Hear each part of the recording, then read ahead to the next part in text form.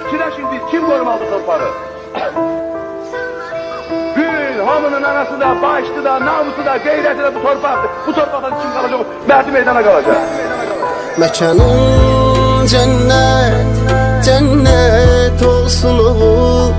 Qəbrin nurla, nurla dolsun oğul. Mekanın cennet, cennet olsun oğul. Qəbrin nurla, nurla dolsun oğul.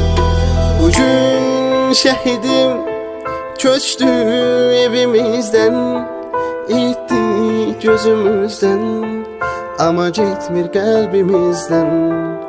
Bugün yine vətən ağlayır.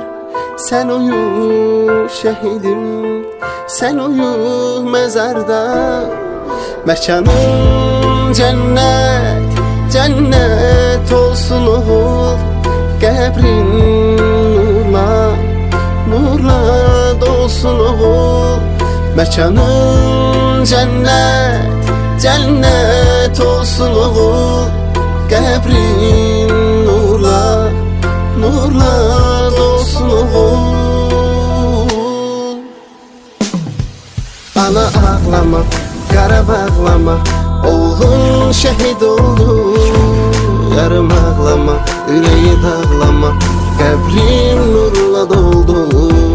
Ana ağlama, qara bağlama, oğlun şehit oldu. Yarım ağlama, yüreği dağlama, qəbrim nurla doldu.